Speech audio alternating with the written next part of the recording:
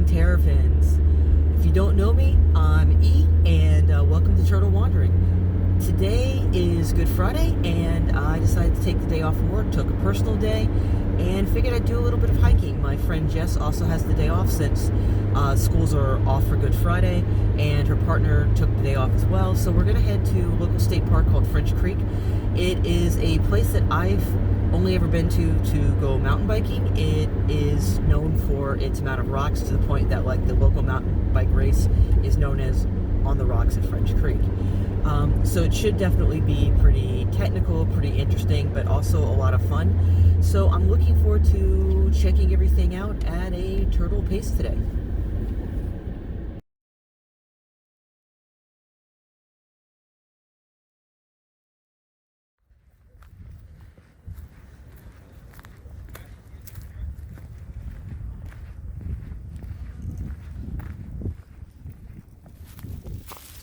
So we're in the beginning parts of the hike, also known as the let's figure out where the trail actually starts.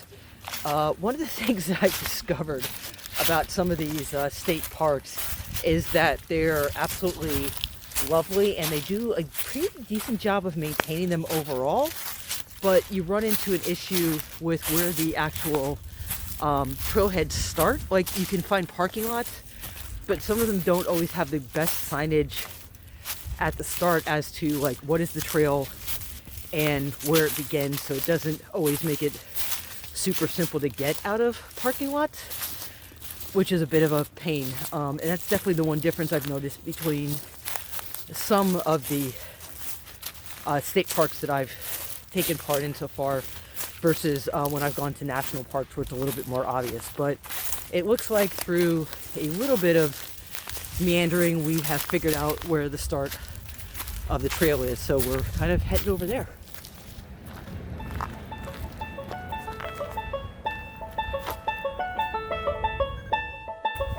All right, so it's definitely blue blazes, so that's what we're looking for the rest of the trail. So we'll just follow those along, and that should get us to where we need to go. And Jess is doing the famous meta of me taking a picture of her taking a picture of me, and let's get started. Let's have some fun.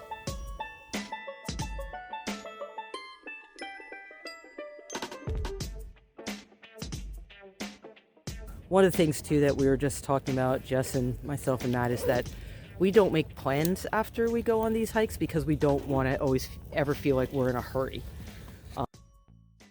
There's nothing worse than feeling like you have to like rush or whatever else, and honestly that's a lot of the idea of that's turtle wandering. Is it's not a matter of like, oh, you're going slow. It's a matter of you're taking your time and enjoying what you're seeing, as opposed to like trying to just rush through and get everything done, because, well, life's too short for that.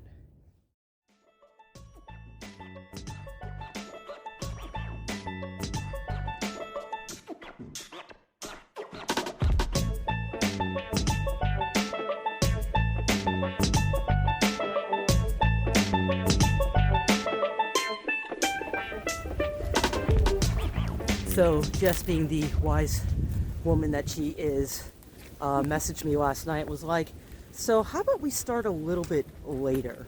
And it turns out that was probably a good idea, because otherwise our original start time would have put us at, what, 28 degrees, you said? Yeah. I didn't want to do below freezing. I was not into that. Yeah, no, that's fair, and so I definitely appreciate that at this point, because that would have kind of sucked. I mean, I don't mind hiking in the cold, but if I can avoid it, and considering we've somehow gone from fake spring to winter, you're drunk, go home, we might as well kind of make the best out of it, so at least checking that piece. So yeah, definitely good call. So that's also a tip for everybody, is check the hour by hour forecast when you're getting ready to go out, whether it's for a hike or a bike ride or something, because sometimes making that difference of a half hour, an hour can really save you a lot of pain and aggravation, along with also making sure that you're dressed appropriately.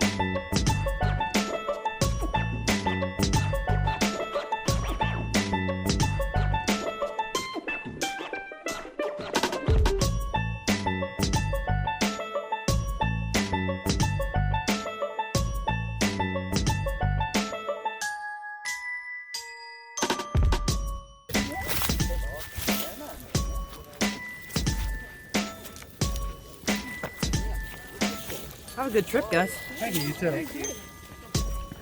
Thank you. Have a good one. You too. Hello, hello, hello. How you doing? Good.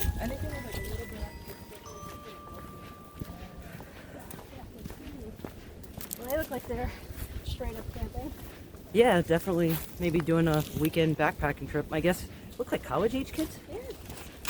Yeah, definitely young 20s maybe. Yeah, so maybe like a spring breaky kind of thing. Yeah, That's red.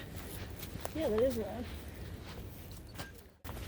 Yeah, I feel like that's some of the stuff that, in hindsight, maybe I wish I would have done more when I was younger. But Yeah. We did like campsite, cabin type okay, things. But like, yeah, my parents were not about I mean, we do it in our backyard okay, right. because Yeah, living out in the woods was nice. Mm-hmm. Right, that's the thing. We lived in the woods, but like it wasn't like my parents were outdoors people per se. Yeah. I mean, my parents were, but it was more of like a coastal outdoors thing. Like, Okay, let's go on this boat gotcha. kind of thing because they, grew up in Long Island, Mm-hmm. grew up in Massachusetts. Right. So we were outdoors even in the more of the, like, not in the woods as much. The woods was more of like a running around for the day. Right. And I think, part of it for my parents at least was also the fact that they grew up in the South. So you're Yeah. dealing with a lot of segregation. So my mother was a Girl Scout because I come from several generations of Girl Scouts. Oh, that's cool. Yeah, I have my great grandmother's Girl Scout pin, which I think is super cool. That is super cool. And so it looks very different than the modern ones over the years. But I mean, there weren't campsites, or camping places that were okay that would take, back then they referred to as colored people. Yeah. So that was out of the question. And I don't think my dad did any sort of scout. So really, that is something my parents got us both involved in, is we were both in scouts. Which, I think was kind of a mixed bag for both of us, but certainly my brother and I both had some camping experience, but same thing, it was mostly cabins, at the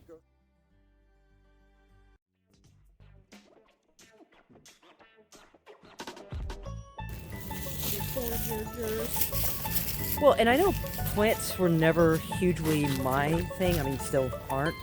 But I've also thought it was, one, I think it's cool for people that are, and I know even spending time up at camp, discovering, the impact of invasive species. Yep.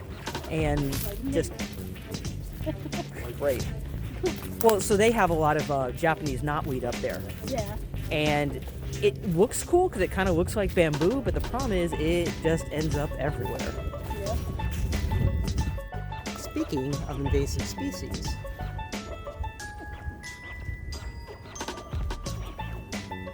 so as you can see, it's telling you exactly like what's kind of going on, what's here, and what can be done to try to mitigate those invasive species in an area.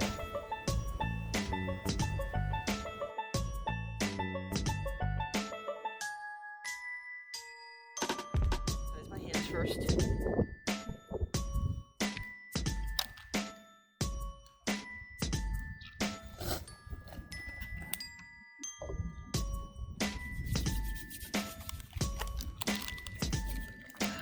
Again, not quick. Just I know, just eat it, whatever, suck it up. it's not. I don't Be understand grown why up. you think you don't like it. Because I'm not a huge fan of dried fruit. Okay. Perception of crazy. They're So, orange. Yeah, you like orange. They're orange. is that the criteria we're going for? That Yes. they're orange, they must be good? Okay.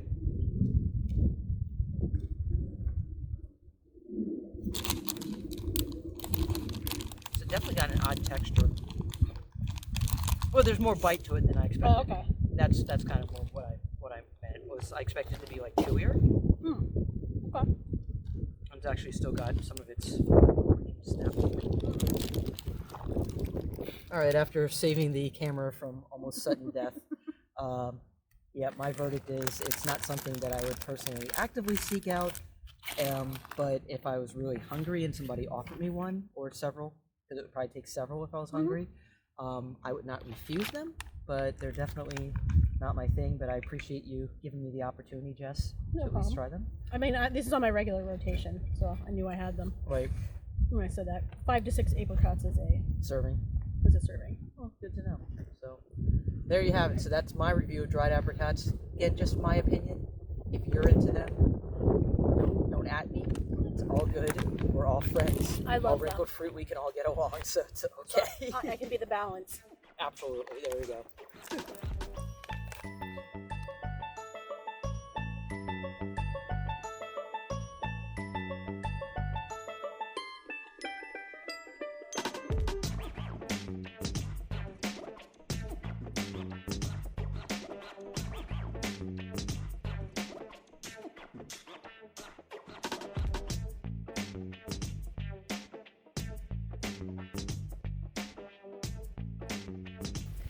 It's Rudy, it's Rocky, it's Rocky, it's Rudy. Alright, let's play Find the Line. Navigate the rocks and find the lines.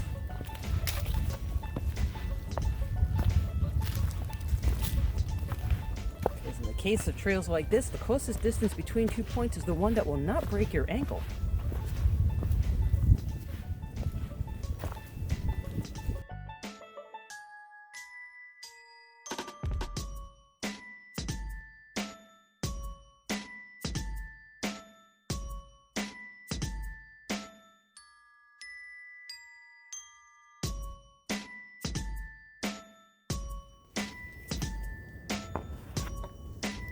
Made it to the lake area. Tell me that's not beautiful. And look at the sky. I mean, just check that out. Gorgeous, blue, couldn't ask for better. Along with this some beautiful, beautiful water, so. And it's warmed up nicely, which has been great, so it's probably right about 40 degrees, but with the sun, it's just absolutely gorgeous. It's not crisp anymore. It's just really, really pleasant. So it's just making for a really enjoyable time.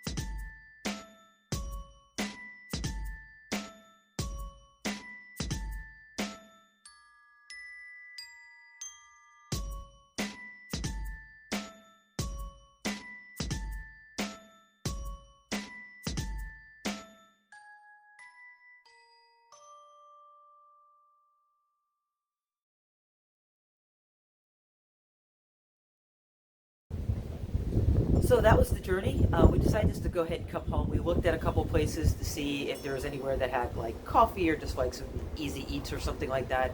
And it looked like pretty much everything in that area, because it's pretty rural, closed early, like 2 o'clock or so, which is fine. It's all good. Honestly, we had a great day together though. You know, once the sun came out, the temperatures were perfect. So really couldn't complain. You know, I'm hoping as we keep going into the season, things stay warmer and warmer, and this will be one of the last times that you kind of see me bundled like this for the year, short of maybe like a bike ride or two, but you know, spring is whatever's going to happen, so it's all good. But thanks for tuning in. If you liked it, feel free to leave a comment, like, subscribe, and I look forward to seeing you again. Later, everyone.